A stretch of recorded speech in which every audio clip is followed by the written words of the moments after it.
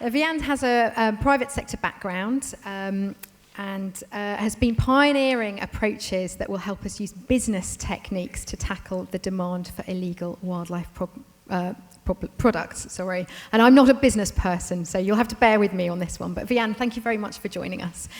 Now, I'm fascinated to know a little bit more about how you became involved in conservation, especially from your business point of view. So fill me in a little bit. Sure. So sometimes I feel like a completely different species in the conservation world, and that's partly because my first 7 years was all about communications and media relations in the luxury goods and fashion industry. So I worked for brands like Gucci, Versace, some of the brands that are iconic now across the world, but at a time when Asian demand was growing exponentially. So China was a massive growth market when I was working for Gucci and Yves Saint Laurent, all of these brands that are now hugely iconic out there. And just to give you an idea, it's the closest thing to alchemy I've ever seen. And it's fascinating to understand why someone would pay, a bottle of Chanel No. 5 costs 50p to manufacture and £70 to sell. But why is someone doing that? There's something going on there. You're not buying into the worth of the item, you're buying into what that is saying about you when you buy it. So that was a fascinating insight into that industry. And when I got tired of going to fashion shows, which took quite a while, but I did get there, I made the switch into investment media relations. I wanted to understand how the world worked. I wanted to understand how investment worked, how the flow of money worked, and how business worked. And by chance, I ended up working for a wonderful firm called Investec Asset Management. It's South African founded. And that meant that the leadership were passionate about conservation and the place where they came from. Now we're global, but at the time, they were absolutely backing conservation initiatives. And part of my media relations role was to PR these conservation initiatives. So one of the first relationships we started engaging with was Tusk. And that relationship has evolved over the years, and they have a portfolio of projects across Africa. And in the course of this relationship, we developed some fantastic initiatives, one of which was to launch the Tusk Conservation Awards in partnership with Investec Asset Management. And having never done an awards ever in my life, but thinking it was probably a good idea, I thought I should take some advice from some eminent conservationists. And a friend at work said, okay, you've got to go and see this guy. He's called Jonathan Bailey. He runs conservation programs at ZSL. And I met Jonathan, and we started talking about all the innovative approaches that people were taking to engage people with conservation. And he just said, just work out what you're good at and apply it to the cause. And something really changed in my own approach, and I started to understand the issues, and I started to think, okay, well, what do we know about consumer behavior already in these markets where people are paying very high prices for things like rhino horn? Ivory is slightly different, but when you get to carved ivory, then there's something in that. Auction prices are hugely high for carved ivory. Is there something we can apply? And then can we use techniques that consumer goods have been using for years to start to change behavior in markets where these products are being consumed? So my background's a little bit different, but I hope that it can bring some value to this. And just two examples I want to share with you. We just, for example, took the head of Gucci Group, Asia Pacific. So they run a number of different luxury brands across Asia Pacific region. We just took her to Lewa in Kenya and the Samburu, and we did a huge elephant and rhino immersion. And the engagement from this 60-year-old Hong Kong Chinese woman for what we were showing her, the conservation story, the elephants, the rhinos, was unbelievable. So for me, there is hope there. And then the second thing that's quite interesting, which actually I need to talk to you about, China, is Vietnam's top pop star has created an anthem, a song about conservation. And what we're trying to do is bring her together with a Chinese pop star, a US pop star, and a UK-based pop star to create a song, an anthem for conservation, which has never been done before.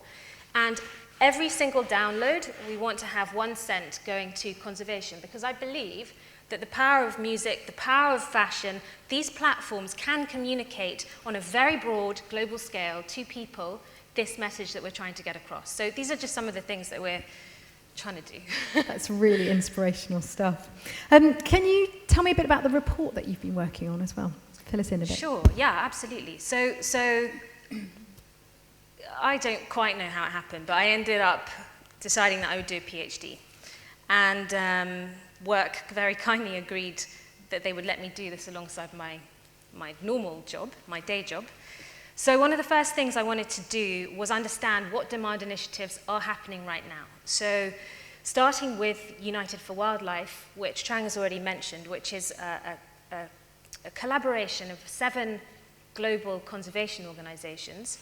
I went to China and I went to Vietnam and I tried to catalogue every single demand-side initiative that I could find, whether it was an ad campaign, whether it was an educational initiative, whether it was a computer game, but it was in those markets and it was addressing something to do with the consumers of these items. So we have not had that bird's eye view before, and quite rightly, the Royal Foundation and Stop Ivory, who commissioned it, wanted to have some kind of baseline of research so that we can then understand, okay, where are the gaps?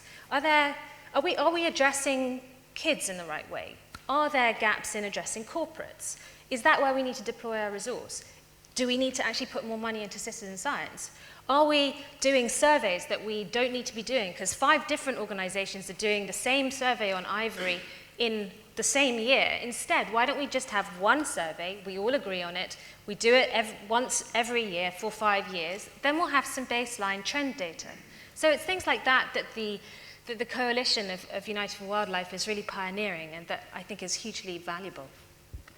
Very simple, isn't it, really? Just everybody working together and talking and coming from the same sort of direction and going in the same direction. I think there's some amazing work going on, and if we can share it and if we can be efficient about it, and maybe that's the business side coming in, let's try and harness what we have and share it so that we can actually make a bigger impact. So what's happening next? What have you got planned next? So apart from the song and the fashion and whatever, what we're trying to do is, from the report, we've found a certain number of things. So, for example, we're going to try and coordinate one survey that we all agree on, where that will inform campaigns moving forward. So that's one thing. Secondly, we're going to create a real-time website which sits on the United for Wildlife platform, where anyone who's interested in conservation, from a scientist through to a kid at school, can click on a map of Vietnam or click on a map of China and see exactly where the conservation initiatives are taking place, how they might get involved, and funders can say, okay, I'm interested in that, I've got expertise there, I can put my resource there. But it's an aim to make this information open source, available, and very much focused on the demand side, because there is some fantastic work going on, and I think if we share it, then we can make it exponentially more effective. And can you just explain how you hope the report is going to be used? Yeah, I mean, it's really trying to get that information out and share it as broadly as possible. So, yeah. Okay. And you're about to start your PhD at Imperial College London. Can you tell me a bit about what are you going to be doing? Sure. It will focus specifically on what we know about consumer behavior already for consumer goods in demand markets for illegal wildlife, and how we can apply that to change behavior. So one of the most encouraging things was that it's one of the first PhDs to combine Imperial College Business School consumer marketing expertise with Imperial College conservation science. So initially I approached E.J. Milner-Gulland, my co-supervisor, and I said, look, this is what I want to do, it's about behavior change. And she said, okay, well, you've got to try and find someone at the business school who'll co-supervise with you.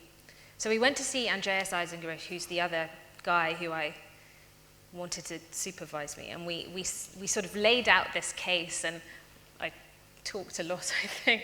And it was the first time he'd really heard about these issues. And he's purely consumer marketing. And we said, so this is the issue. Do you think there's any hope that we can change? And he said, absolutely yes, which gave me a lot of hope. And okay, so how? He believes you can change consumer behaviour, you believe you can change it. How are we going to do it? And are we going to do it in time? That's the critical thing. Sure, I think we have to move fast. I think we can do it. I think the collaborative approach will help. I think mass, large-scale movements will help too, as well as targeted initiatives. But I think the focus on demand-side initiatives and people who I've seen working in this area, the players of United for Wildlife, people like Wild Aid, people like Traffic, they're doing incredible work. And it's just a case of sharing that knowledge. There's a lot of knowledge there. And what's interesting is, what I've learned is conservation is not only about wildlife, but it is so much about people. The wildlife can take care of itself generally, but it's how people behave towards it. And we've had the amazing privilege of working with a guy called Emmanuel de Merode, who runs the Virunga National Park. We're backing at work a film about Africa's oldest national park and about illegal drilling underneath it. And there's a wonderful article that he wrote for The Guardian this weekend, and he just said he actually went into anthropology, even though he was passionate about conservation, because he understood that it's about people's behavior and how we choose to shape our relationship with nature and animals, which will change the future. So that behaviour is a demand for this product. How do you think, or what are the main things you think we need to focus on to reduce this demand? I think we need to understand why people are consuming. I mean, really why. The psychology of it. I gave you an example of the luxury goods purchases. And why do people do that? Is there a synergy there? Is there something that we can take that we already know in those consumer frameworks and start to apply it? So that's what my research hopes to do. And what about the long term? We were talking earlier on about thinking long term. Sure. I think this idea that you can take transdisciplinary work and apply it to the conservation story is really huge. I think that business has an amazing role to play. When I look at some of the work that FFI and ZSL, for example, are doing, they're creating structures like rhino bonds, where people are engaging businesses and getting them to incorporate sustainable practices or social investment into their everyday business practices. And from my perspective, business has to take a long-term view. It has to be accountable to its shareholders. Increasingly, global investors are having to question where they're putting their money, which is good, because they're also looking for riskier places and growth to invest their money in. Now, as they expand across the world and start to invest their money in riskier places, they are going to start asking more demanding questions about how that money is being invested, into what, and who is controlling the practices around where that money is going. And my view is that over the 10, 20, 30, 50-year time frame, we can start to actually change behavior through businesses. So it's not about short-term grant cycles. It's not about IGO funding or even NGOs. I think it's about how business can start to incorporate an awareness of our environment and sustainable practices into its absolutely everyday life. And that's my hope. And not being a business person, I see business and conservation at two ends of the spectrum, but you very much see them united in the middle. I think it has to be that way. And I think that right now we have a massive opportunity. The reason I say that is because of this. People are asking harder questions of the businesses in which they're investing. And I think some of the demand-side initiatives we're seeing are looking at corporates and, for example, Chinese companies saying, actually, we refuse to have anything to do with the ivory trade, or we refuse to have a bribery policy in place. Or when for example, one of the Virunga story pieces from our perspective is the company that was allegedly illegally exploring for oil in the Virunga National Park. As an investment company, we took a decision to divest our holdings, which is really the ultimate statement of saying, well, we're not going to support this behavior. So I think business has a really, really fundamental role to play. And I know sometimes it's hard to bring the two worlds together, but what I'm saying is there is a willingness And the more pressure and the more value we put on asking those hard questions, the more we can start to really change things. Fantastic. That sounds very encouraging for the future. Thank you very much, Vian. Please, thank you.